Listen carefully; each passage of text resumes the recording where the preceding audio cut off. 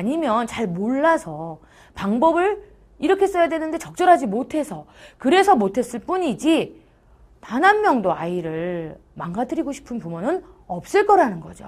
그렇기 때문에 그 안에 어머님의 어떤 죄책감을 위로해주고 그런 자기 어떤 그런 마음들을 위로받고 싶은 그런 욕구들 이런 것들을 수용해주게 되면 어머니가 마음이 더 훨씬 편안해지겠죠. 세 번째, 전문적인 관계입니다.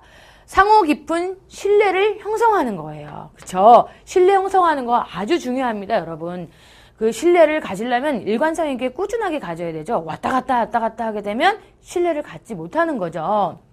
그래서 아동의 어떤 내면적 상처를 치유할 수 있는 수용적이고 안전한 관계가 바로 전문적인 관계입니다. 네. 전문적인 관계는 안전한 관계다라고 여러분 생각하시면 돼요.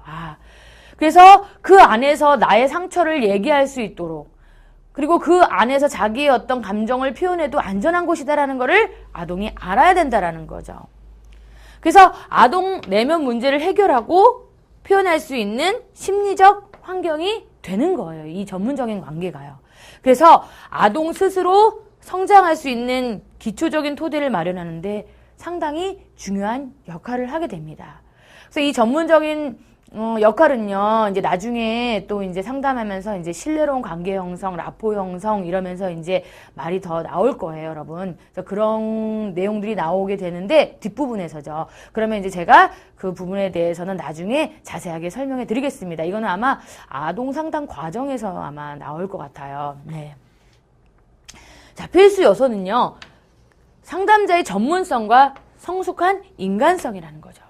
그쵸. 상담자는요, 이런 전문적인 자질도 필요하지만 이런 인격적인, 인간적인 자질도 상당히 필요한 거죠. 이게 아주 상당히 필수예요.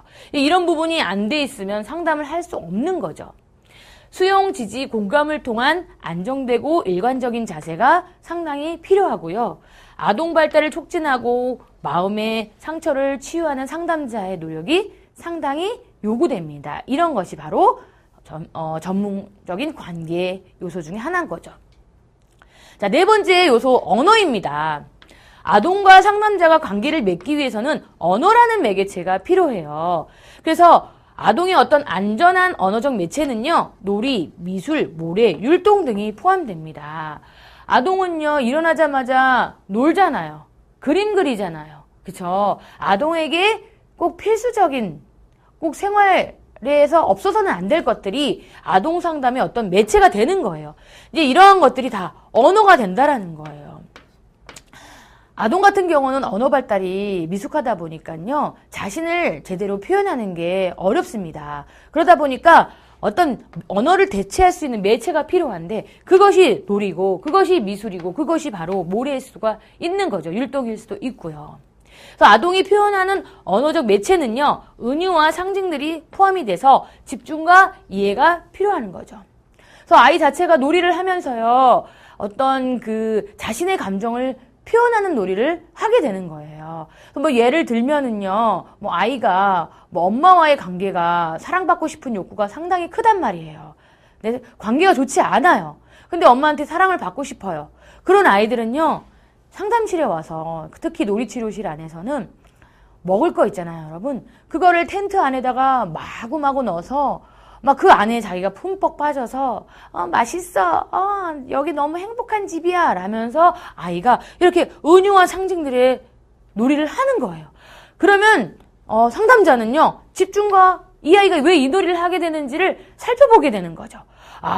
이 아이가 정말 사랑을 많이 원하는 아이구나. 이 아이가 되게 엄마한테 양육적으로 이쁨과 관심과 사랑, 관심, 돌봄 이런 것들을 받고 싶어하는 아이구나. 이러한 것들을 우리가 그 아이 놀이를 통해서 알 수 있게 되는 거죠. 다섯 번째, 상담 환경입니다. 아동이 안정감을 느낄 수 있는 환경은요, 아동 상담 실시할 때 매우 중요합니다. 그쵸, 여러분? 안정감을 느낄 수 있는 환경이 아이한테 되게 중요하지, 안정감을 느끼지 않는 환경은 불안을 조장하겠죠. 환경을 보면은요, 이제 물리적 환경이 있는데요. 일단 상담실 내부 시설, 비품, 가구 이런 것들이 해당이 됩니다. 그래서 아동의 감정을 발산시킬 수 있는